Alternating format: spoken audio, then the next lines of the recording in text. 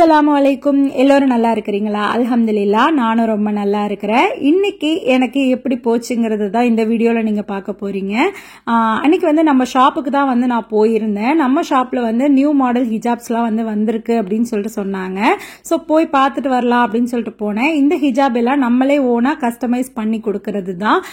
சூப்பராக இருந்தது. எல்லா ஷாலுமே வந்து நல்லா அந்த கலருக்கும் அந்த ஸ்டோனுக்கும் ரொம்ப எப்படி சொல்றது சூப்பராக இருந்தது. ஸோ அதோட வந்து என்னென்ன நியூ மாடல்ஸ் புர்கா வந்திருக்குன்னு சொல்லிட்டு அதையும் வந்து நான் பார்த்துட்டு வந்தேன். இவங்க வந்து சாவுல் அண்ணன், இக்பால் அண்ணன், எங்க மொலினா புர்காவோட 2 தூண்கள்னே சொல்லுவேன். ஸோ அவ்வளோ அழகா எங்களோட கடையை ரொம்ப நல்ல முறையில் பார்த்துக்கிட்டு வராங்க, அல்ஹம்துலில்லாஹ்.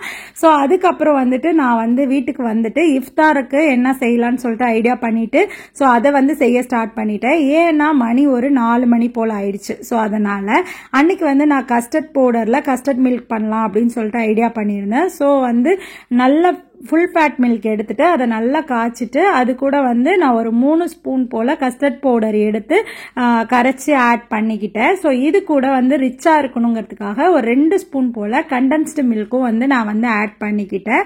ஆனால் கண்டிப்பாக எங்களுக்கு இந்த சுகர் பத்தாது. ஸோ நான் வந்து எக்ஸ்ட்ராவா சுகர் வந்து ஆட் பண்ணிக்கிட்டேன். ஸோ இது வந்து நல்ல க்ரீமியா ரிச்சாகவும் இருக்கும். எனக்கு வந்து இந்த கஸ்டர்ட் வந்து ரொம்ப டார்க்கா திக்கா இருந்தா வந்து பிடிக்காது. கொஞ்சம் லிக்விட் டைப்ல இருந்தா தான் பிடிக்கும். நிறைய ஃப்ரூட்ஸ் போட்டு சாப்பிடவும் பிடிக்காது. ஸோ இன்னைக்கு வந்து நாங்கள் ஆப்பிள் மட்டும் ஆட் பண்ணிக்கலாம்னு சொல்லி தான் ஐடியா பண்ணியிருந்தேன். ஸோ எங்களுக்கு வந்து ஜூஸ்க்கு மஸ்க் மிலன் ஜூஸ் தான் போடலான்னு சொல்லிட்டு ஐடியா பண்ணிக்கிட்டேன். ஏன்னா வந்து இந்த நோன்பில் வந்து பயங்கர சூடு தாங்கலை, ரொம்ப வந்து வெயில் தாங்கலை. ஸோ வந்து முடிஞ்ச அளவுக்கு வந்து ஃப்ரெஷ் ஜூஸே எடுத்துக்குவோம் அப்படின்னு சொல்லிட்டு தான் நான் வந்து ஐடியா பண்ணியிருந்தேன். ஸோ மஸ்க் மிலன் வந்து இன்னைக்கு நான் எடுத்துக்கிட்டேன். இதுக்கு வந்து நான் தேங்காய் பால் தான் ஆட் பண்ணிக்கிட்டேன். நான் வந்து பசுமால் வந்து ஆட் பண்ணல. தேங்காய் பால் உடம்புக்கு நல்லது தானே. ஸோ அதை வந்து எடுத்துக்கலாம் அப்படின்னு சொல்லிட்டு ஐடியா பண்ணிட்டு நான் அதை தான் வந்து ஆட் பண்ணிக்கிட்டேன்.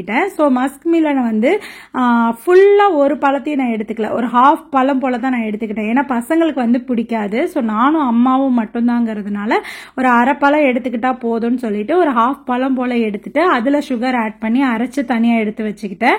ஸோ ஒரு அரை மூடி போல தேங்காவும் வந்து நான் கீறி அதையும் வந்து பால் எடுத்துக்கிட்டேன். நான் வந்து இந்த தேங்காயில் வந்து ஃபர்ஸ்ட் கிடைக்கும் இல்லையா, அந்த திக்கான பால் மட்டும் தான் எடுத்துக்கிட்டேன். அடுத்தது எல்லாம் எடுக்கல. ஸோ ரொம்ப தண்ணியா போயிடும் வேண்டாம் அப்படின்னு சொல்லிட்டு நான் வந்து இந்த ஃபர்ஸ்ட் பால் தான், அதுதான் டேஸ்ட்டும் நல்லா இருக்கும்.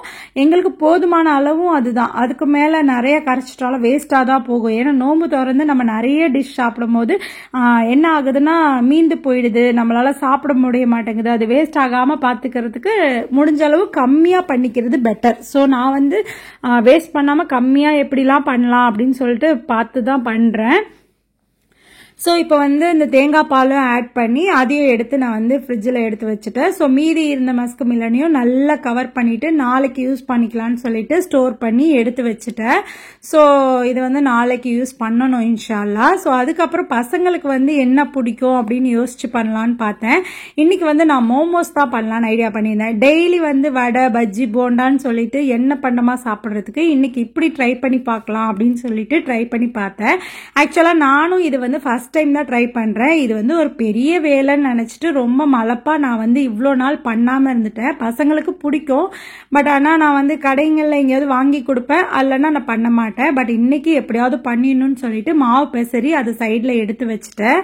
ஸோ இப்போ வந்து அந்த கஸ்டர்ட் மில்க் ரெடி பண்ணியிருந்தோம் இல்லையா, அதுவும் வந்து நல்லா ஆறிடுச்சு. ஸோ அதை வந்து ஒரு கண்டெய்னர்ல மாற்றி ஸோ ஃப்ரிட்ஜில் வந்து ஸ்டோர் பண்ணி வச்சிடலாம் அப்படின்னு சொல்லிட்டு ஸ்டோர் பண்ணேன். மணி வந்து பார்த்தீங்கன்னா ஒரு 4:30 அந்த ரேஞ்ச் இருக்கும். ஸோ கிடுகிடுன்னு நான் வந்து பார்த்துக்கிட்டு இருந்தேன். என்னன்னா வீடியோ எடுக்காம நம்ம பண்ணும் போது ரொம்ப சீக்கிரம் நம்ம பண்ணிடுவோம். பட் வீடியோவில் நம்ம வந்து கவனம் செலுத்தி பண்ணும் போது ரொம்ப டைம் எடுக்குது, அதுதான் உண்மை. ஸோ வந்து இந்த மோமோஸ்க்கு சட்னி பண்ணலான்னு சொல்லிட்டு நான் ஒரு 5 தக்காளி போல மேலே கட் பண்ணிட்டு அடியில் வந்து 4 கீரி எடுத்து வச்சிருந்தேன். இது கூட ஒரு 15 காஷ்மீர் சில்லி மிளகாய் இருக்கும் இல்லையா, காஷ்மீர் சில்லி இருக்கும் இல்லையா, ஸோ அதுதான் வந்து எடுத்துட்டு ஒரு ஒரு அரை டம்ளர் போல தண்ணி ஊற்றி நான் வந்து ப்ரெஷர் குக்கரில் வந்து போட்டு விட்டுருந்தேன். ஒரு 2 விசில் போல வரட்டும் அப்படின்னு சொல்லிட்டு சைடில் வந்து இந்த மோமோஸ்க்கு வந்து ஸ்டஃபிங் இருக்கும் இல்லையா, ஸோ அது வந்து பண்ணலாம் அப்படின்னு சொல்லிட்டு ஐடியா பண்ணியிருந்தேன். ஆக்சுவலாக மோமோஸ்க்கு வந்து ஸ்டஃபிங் வந்து ரொம்ப ராவா சிக்கன் இருக்கும்ல, அதாவது பச்சையாக சிக்கனு அப்புறம் வெங்காயம் அப்புறம் பச்சை மிளகாய் எல்லாத்தையும் போட்டு மிக்ஸ் பண்ணிவிட்டு அதை தான் வந்து உள்ள ஸ்டஃபிங்காக கொடுக்குறாங்க. பட் ஆனால் எனக்கு அதில் சுத்தமாக விருப்பம் இல்லை.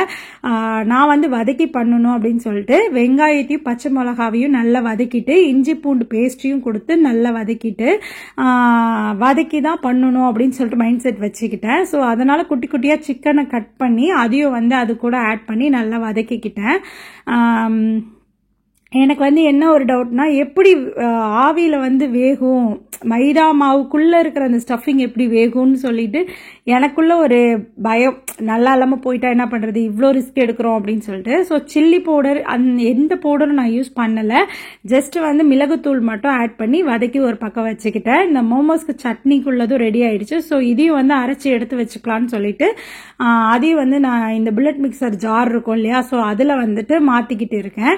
இது கூட வந்து இஞ்சி பூண்டு வந்து குட்டி குட்டியாக கட் பண்ணி ஆட் பண்ணுவாங்க, வதக்கும் போது ஆட் பண்ணுவாங்க. பட் நான் வந்து இஞ்சி வந்து இல்லாததுனால இஞ்சி பூண்டு பேஸ்ட்டாக ஆட் பண்ணி அரைச்சிக்கிட்டேன்.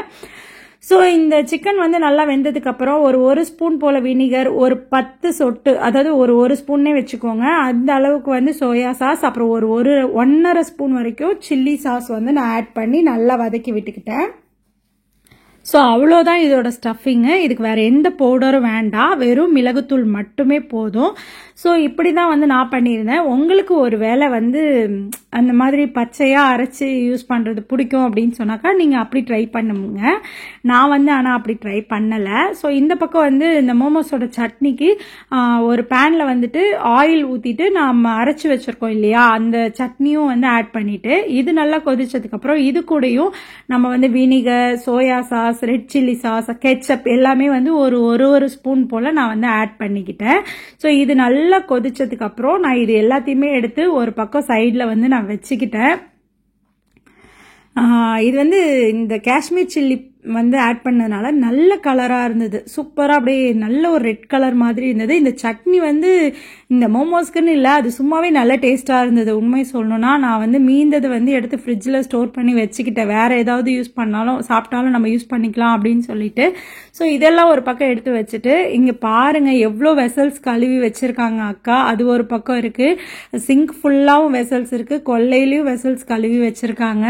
வெயில், நல்ல வெயில், பயங்கர வெயில் வந்து சூடு தாங்க முடியல.